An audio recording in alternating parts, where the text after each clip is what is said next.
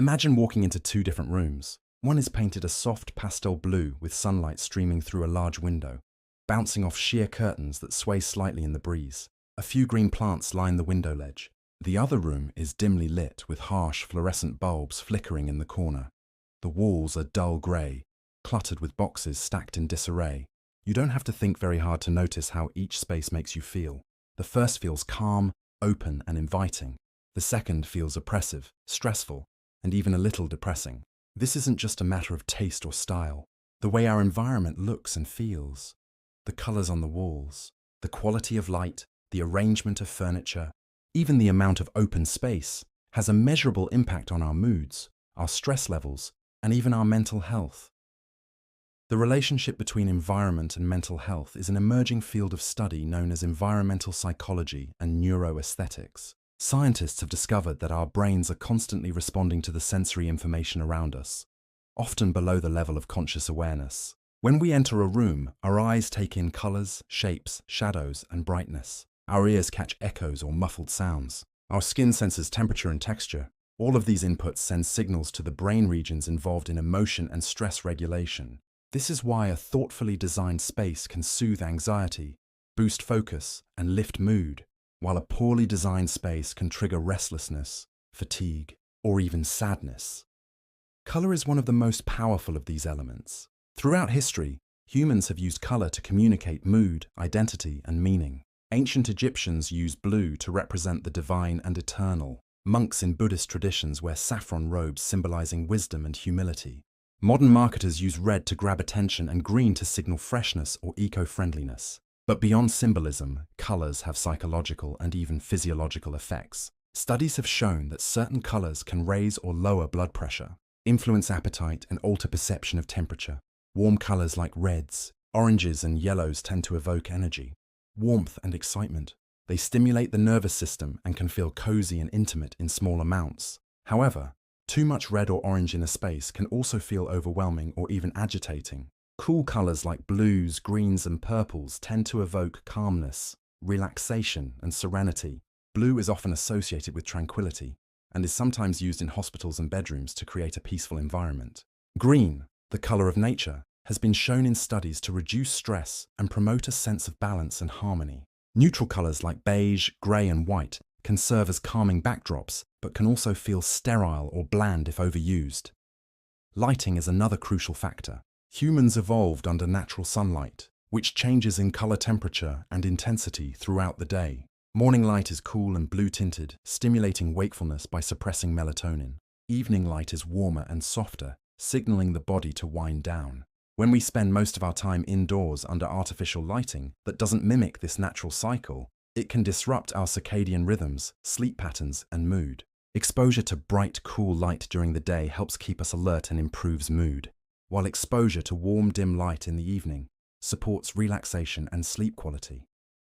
In recent years, the study of circadian lighting has revolutionized workplace and home design. Offices that once used harsh fluorescent bulbs are now installing LED systems that shift color temperature throughout the day. Schools that use bright daylight mimicking light in the morning have reported better concentration and less fatigue among students. In homes, using adjustable lamps that switch from cool, white during work hours to warm amber in the evening can improve both productivity and relaxation. Space. The way objects are arranged and the openness or confinement of a room is another dimension that deeply affects mental health. Humans need a sense of safety and order in their surroundings. Cluttered spaces increase cognitive load, meaning our brains must process more visual information at once, which can lead to stress and decreased focus. On the other hand, spaces that are too sparse or sterile can feel unwelcoming or cold. The balance lies in creating spaces that feel organized, yet personal, open yet cozy. Ceiling height also matters. Research from the University of Minnesota found that higher ceilings can stimulate abstract thinking and creativity, while lower ceilings promote focus on detail-oriented tasks. That's why libraries and workspaces sometimes benefit from lower ceilings and cozy corners, while art studios and brainstorming rooms feel inspiring with lofty, open ceilings. Similarly, the use of natural elements like wood, stone, plants, and water features, often referred to as biophilic design, has been linked to reduced stress, improved cognitive function, and overall well-being. Bringing a bit of nature indoors reminds the brain of its evolutionary home, the outdoors. Color, light, and space also interact. A small room painted in dark colors with little natural light may feel cramped and suffocating.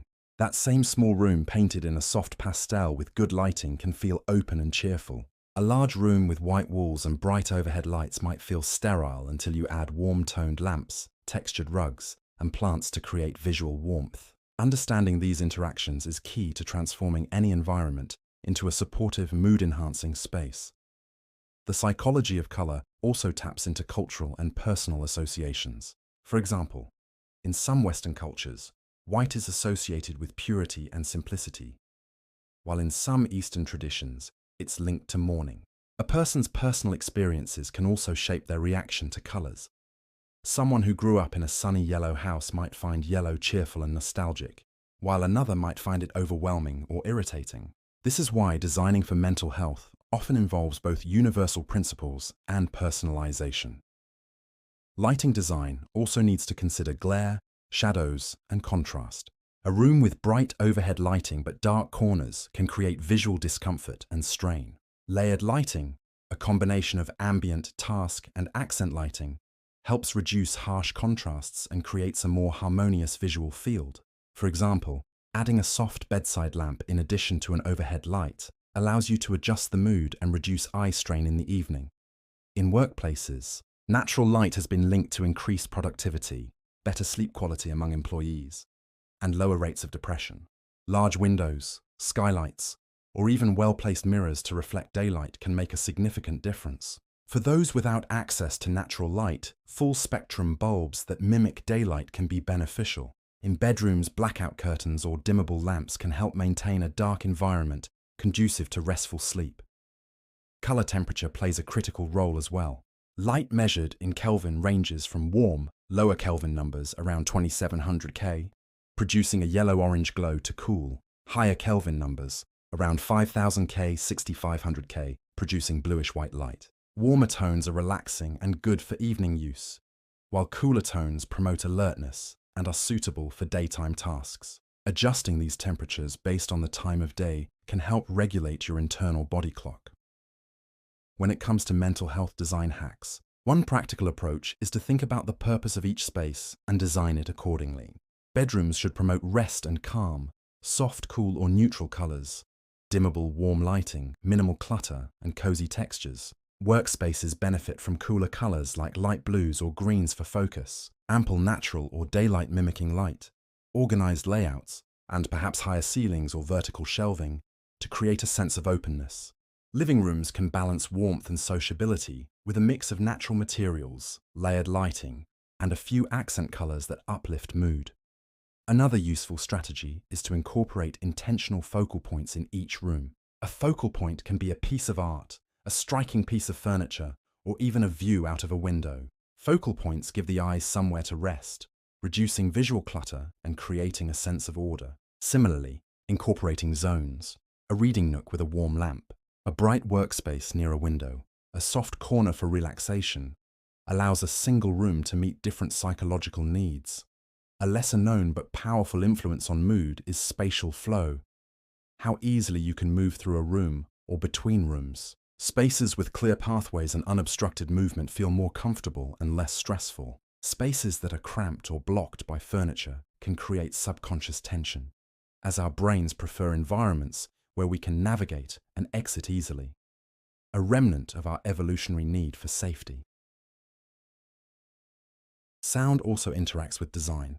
Hard surfaces can create echoes and amplify noise, contributing to stress, while soft materials like rugs, curtains, and upholstered furniture absorb sound and create a calmer environment. Even though this video focuses on color, light, and space, it's worth noting that mental health-friendly spaces often integrate all senses, including sound, scent, and touch. In urban environments, many people lack access to nature, making design choices even more critical. Research on biophilic design shows that adding plants not only improves air quality, but also lowers blood pressure and reduces feelings of anxiety.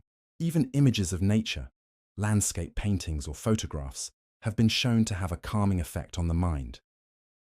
Beyond individual homes, public spaces also benefit from thoughtful design. Hospitals with natural light, calming color schemes, and views of nature have been shown to reduce patient recovery times. Schools designed with bright, cheerful colors and open spaces improve learning and student well-being. Office environments with access to daylight and ergonomic layouts enhance productivity and reduce burnout. These examples highlight that design is not just aesthetic, it's a form of preventative mental health care. Cultural differences influence design preferences, and this needs to be considered in multicultural spaces. While some cultures prefer bold, vibrant colors, others favor subtle, muted tones. Understanding the demographics and cultural context of a space ensures that the design is both welcoming and respectful. Another psychological aspect worth discussing is personal control. Studies show that people feel more positive and less stressed in environments where they have some control over their surroundings. The ability to adjust lighting, choose paint colors, or rearrange furniture. Even small choices, like picking the color of a blanket or the position of a lamp, contribute to a sense of ownership and comfort in a space. Technology now allows for even more personalized environmental design. Smart bulbs that change color temperature and brightness throughout the day, light therapy lamps that combat seasonal affective disorder, and even immersive LED panels that simulate skylights are becoming more common. These tools make it easier to align interior environments with our natural biological rhythms, supporting mental health with minimal effort. For people living in small apartments or shared housing, design hacks can make a huge difference. Using mirrors to reflect light and make rooms feel larger, decluttering to reduce visual stress, adding plants or nature-inspired art, and using multifunctional furniture to maximize open space are all simple but effective ways to improve mood. It's also important to highlight that the benefits of good design are cumulative. A single potted plant or a new lamp may not transform mental health overnight, but consistent improvements, better lighting, thoughtful color choices, organized spaces, add up over time. These changes support habits that benefit mental health, like better sleep, more focus during work, and lower baseline stress. Lighting at night deserves special attention. Blue light from screens can interfere with sleep by suppressing melatonin. Using warm, dim lights in the evening, avoiding bright overhead lights before bed, and utilizing night mode settings on devices can help protect sleep hygiene, which in turn improves mood and mental resilience. Color psychology in children's spaces is particularly impactful. Bright primary colors can stimulate creativity and play, but may also be overstimulating if overused. Softer tones with colorful accents often create a balance between fun and calm. For teenagers, allowing them to participate in choosing their room's colors and decor can give them a sense of autonomy and identity, which is beneficial for mental health. In workplaces, design choices affect collaboration and focus. Open-plan offices can feel bright and spacious but may also increase noise and distractions. Creating quiet zones or adding visual partitions can help balance openness with the need for concentration. Incorporating natural materials and plants into office design has been shown to reduce stress and improve employee satisfaction. Lighting and color also influence appetite and social interaction. Restaurants often use warm lighting and rich colors to create a cozy, inviting atmosphere that encourages lingering and eating more. In contrast, fast food chains may use brighter lights and bolder colors to promote quicker turnover. At home, being aware of these cues can help people design kitchens and dining areas that align with their health goals. For example, softer lighting for relaxed family dinners, or brighter light for energizing breakfast areas. The psychology of space extends to how we use vertical space as well. Tall bookshelves, hanging plants, and wall-mounted storage free up floor space and create a sense of openness without sacrificing functionality. Clear floors make spaces feel less cluttered and safer to navigate. Seasonal changes in light also affect mood. In winter months, shorter days and reduced sunlight can lead to seasonal affective disorder, SAD. Incorporating light therapy lamps, reflective surfaces to amplify daylight, and warm, cozy colors can help counteract these seasonal dips in mood. In summer, light fabrics and cool colors can help spaces feel refreshing and airy, combating the heaviness of heat. Finally, the importance of regular maintenance and cleanliness cannot be overlooked. Dusty, dirty, or broken elements in a space can subtly contribute to stress or feelings of neglect. Taking care of one's environment, keeping it clean and organized, signals to the brain a sense of control and self-respect, both of which support positive mental health. In summary, the spaces we inhabit are not just backdrops to our lives, they are active participants in shaping our mental and emotional states. By understanding the psychology of color, light, and space, we can design our homes, workplaces, and public areas in ways that support well-being. Simple design hacks like choosing calming colors, maximizing natural light, reducing clutter, adding plants, and creating flexible zones can have profound effects over time. Our brains evolved to thrive in environments that provided safety, natural rhythms of light, connection to nature, and opportunities for both focus and relaxation. Modern design often disrupts these elements, but by intentionally bringing them back, we align our spaces with our innate psychological needs.